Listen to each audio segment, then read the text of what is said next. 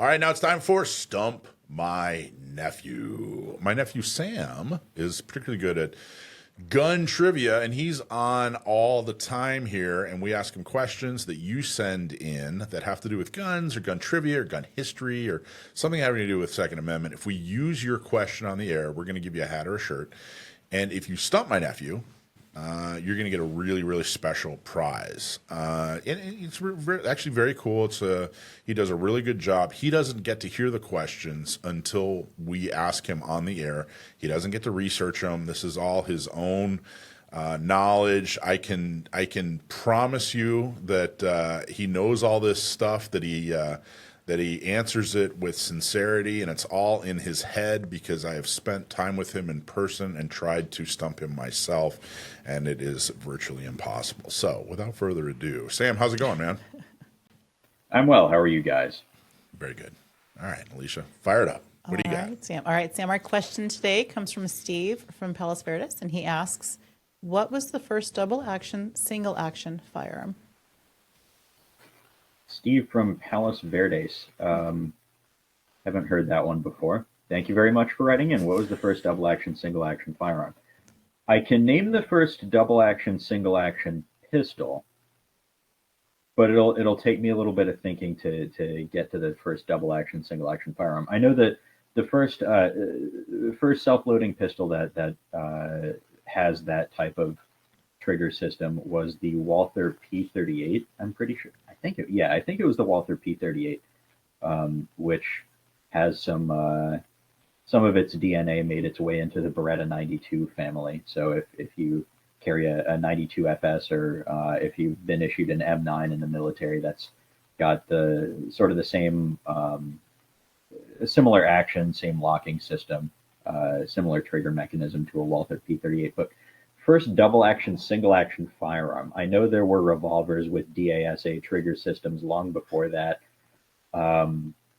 Like double-action, single-action. I don't know. Was the Smith & Wesson number 3 a DASA? I don't know. You know what? I feel like it's gonna be some musket that the Billy Bob made one of, and it never went anywhere because it was too expensive to produce with 1700s technology. That's what it's going to be.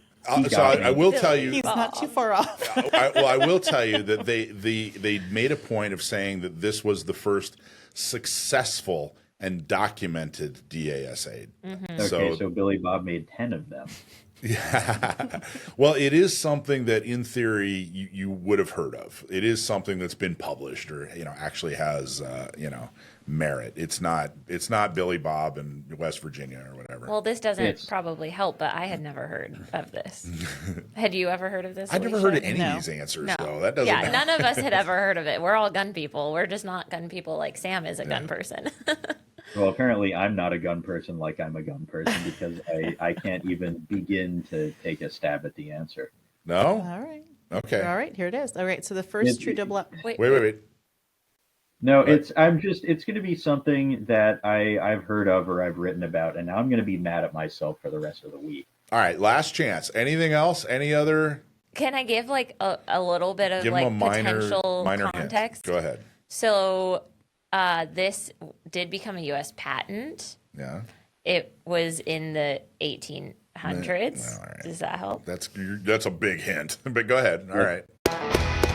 Well, guys, I've been very busy messing up an AR-15 from Bravo Company Manufacturing, but we want to talk about cleaning this weapon up so we can continue shooting it.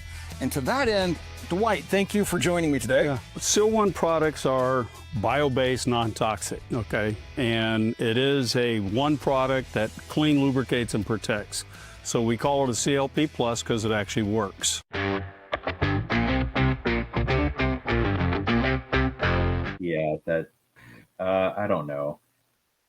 Smith & Wesson number 1 or number 3. I'm gonna say the number 1. It's probably all right. Well, read the answer. So the first true double-action, single-action firearm is the Beaumont-Adams revolver from 1855.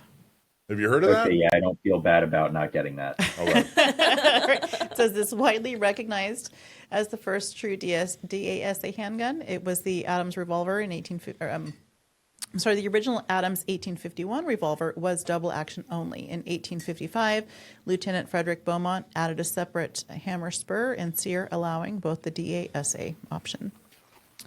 So This made There you the Beaumont-Adams the first successful and clearly documented DA-SA firearm. Other early candidates, less complete or not widely accepted, would be pinfire revolvers, the Lafaw Is that how you say that? 1830s. That's how I say it. okay. Sometimes had hybrid trigger. You know, if you want your names pronounced correctly, then win a world war. Le Otherwise, Facho. sometimes had hybrid trigger systems, but they did not provide both True true DA or true SA functionality. The other one they said is the Collier 1818 revolver had complex actions, but they were not a true DASA. So, what do you think, man? You never heard of that? The Beaumont-Adams revolver? It's I that's one of those I had heard the name but didn't know anything about it. So what was the gentleman's name who sent it in? That's Stephen. yeah, Steve from Palos Verdes. Steve from Palos Verdes. You got me good. That was a good question. You got me.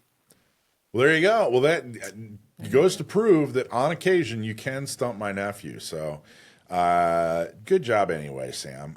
You can't win them all, although you come close. So there you go. We all learned a little bit about the Beaumont-Adams revolver from 1855, the first DASA.